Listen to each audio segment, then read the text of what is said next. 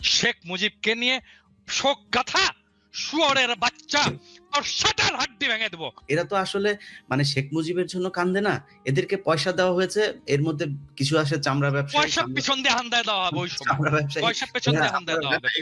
তাহলে এই মজা নেওয়ার লোকের সংখ্যা কিন্তু বাড়বে, এটা মজা করার জিনিস না। শেখ মুজিব শেখ হাসিনাকে করা মানে, এই সাপোর্ট করা মানে ও নিজেও খুনি, ওরে খুনের মামলায় ঢুকাইতে হবে। পাশে ধানমন্ডি থানা আছে, ওরে ধানমন্ডি থানায় নিয়ে ঢুকানো, ও খুনের দোষর, ও আওয়ামী লীগের দোষর। যদি শেখ মুজিবের ব্যাপারে আলাদা করে কেউ কিছু বলতে আসে, পিনাকি দাদা বই লিখেছে, ওনার বই পড়েন, ওনারা যদি বিশ্বাস না করেন, তাহলে যাদেরকে বিশ্বাস করেন মেজর জলিল, ওদের নিজেদের লোকজন, আতাউর রহমান খান, তারপরে এই এই ধরনের লোকজনরা, ইভেন তোফায়েল আহমেদের বইও পড়েন, ওইখানে অনেক কিছু আছে। শেখ মুজিব কত বড় মাপের বদমাইশ ছিল, এটা যদি নাকি গুগলেও দেখতে যান, বিদেশি বিভিন্ন টেলিভিশন ওই সময় এবিসি টেবিসি বিবিসি, এগুলো অনেক টেলিভিশনের একদম ভিজুয়াল নিউজ আছে। শেখ মুজিব তামাক খাচ্ছে আর বিশাল ভাবসাব নিয়ে পায়ের উপর পা তুলে দিয়ে বক্তব্য দিচ্ছে। তারে সাংবাদিক জিজ্ঞেস করছে এই যে আপনার এখানে মানুষ মারা যাচ্ছে, সে বলছে এটা হচ্ছে মিথ্যা কথা, এটা প্রোপাগান্ডা, দেশে নাই কোনো মানুষ মারা যাচ্ছে না, সে হাজার হাজার মানুষকে সে সরাইখানা বানিয়ে তারপরে খাওয়াচ্ছে। এগুলো বিদেশি মিডিয়ার নিউজ। সো শেখ মুজিব কত বড় বদমাইশ ছিল, সেটা যদি নাকি মনে হয় আপনারা ঠিক করবেন, তাহলে আলোচনায় আসেন। বেশি মানুষের নেওয়ার দরকার নাই, 2-4 জন থাকলেই চলবে, আপনারা যত মানুষ আসতে চান আইসেন। আমি এই ব্যাপারে একটু, যারা শেখ মুজিবকে নিয়ে খুব আবেগ তাড়িত হচ্ছেন, আমি আপনাদেরকে বিনয়ের সাথে একটি বিষয় বলতে চাই, সেটা আমার বলা দায়িত্ব।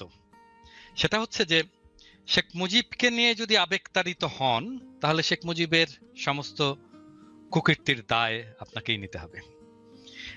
এবং আপনাকে যেই কুকীর্তির দায়টা আমি দিতে চাই, সেটা হচ্ছে সিরাজ শিকদারকে পেছন থেকে গুলি করে হত্যা করা। নিরস্ত্র সিরাজ শিকদারকে হত্যা করেছে শেখ মুজিব, এইটার দায় নিতে হবে। সিরাজ শিকদার আমার নেতা, আমি আপনাকে এইটার জন্য এর শাস্তি আপনাকে আমি দেব।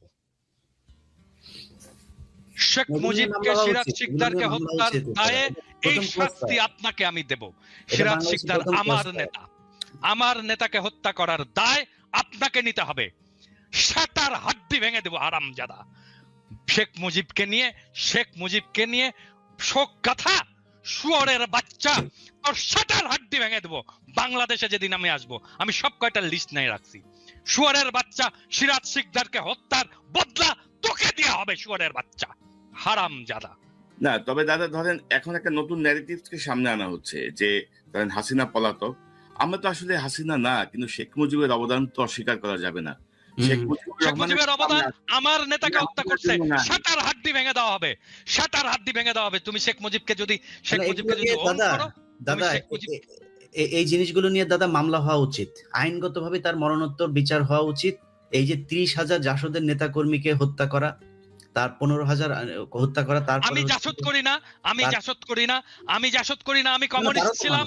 সিরাজ শিকদার আমার নেতা, আমার নেতাকে মারার বদলা আমি নেব, শুয়োরের বাচ্চা।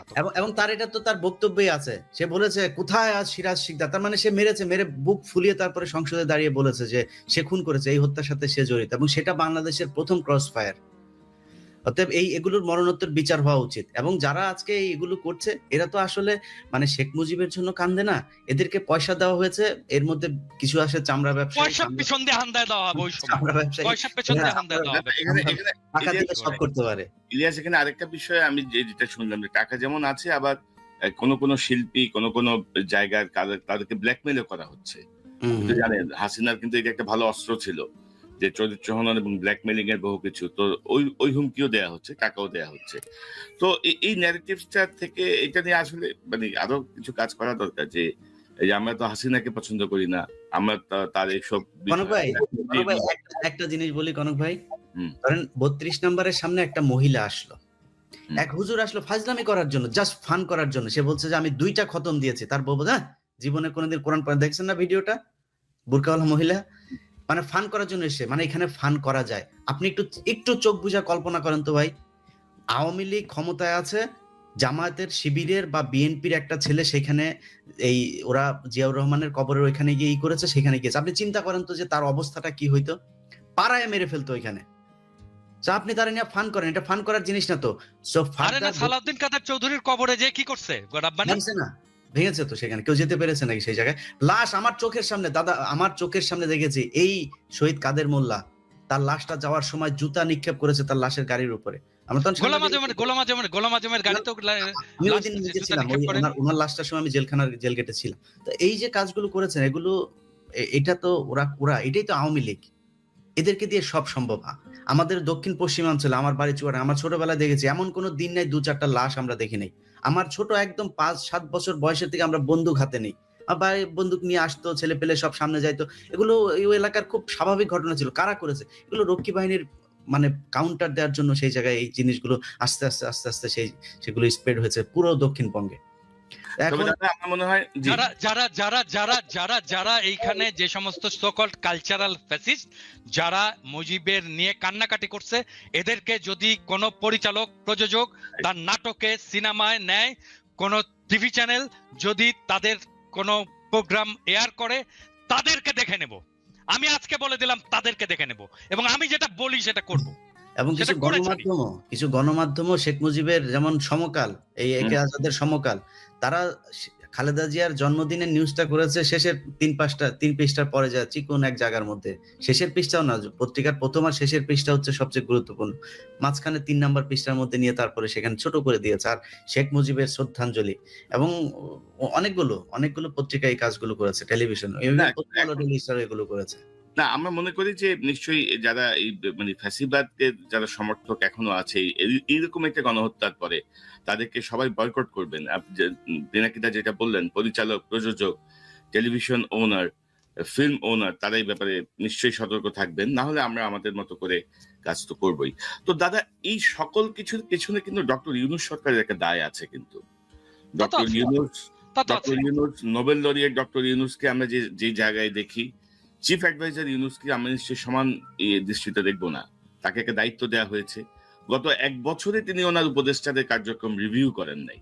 এবং আজকে আমরা যে আলোচনা করছি তার পেছনে অনেক কিছুই ঘটতো না যদি তিনি প্রপারলি চালাতে পারতেন। আপনি কি মনে করেন কেন কোনো রিভিউ হলো না? ডক্টর ইউনূসের দায় উনি কিভাবে এড়াবেন, কি মনে করেন আপনি? না, এটা তো প্রথম থেকে বলতেছি, যখন এই উপদেষ্টা পরিষদটা গঠিত হচ্ছে এবং এই উপদেষ্টা হিসাবে যাদেরকে নেওয়া হচ্ছে, এটা তো মিলিটারি এবং বাংলাদেশের সিভিল ব্যুরোক্রেসির একটা কম্বাইন্ড একটা ডিসিশন। হ্যাঁ, এবং এটার মধ্যে ছাত্ররা ঢুকছে এবং ছাত্ররা এটাকে এন্ডোর্স করছে এবং ছাত্রদেরকে এটার দায়টা নিতে হবে। তো মিলিটারি সিভিল ব্যুরোক্রেসির কম্বাইন্ড ডিসিশন নিয়ে যাদেরকে উপদেষ্টা বানানো হয়েছে, তারা বিপ্লবের কোন বালটা করছে, বিপ্লবের কোন অংশটা তারা পালন করছে?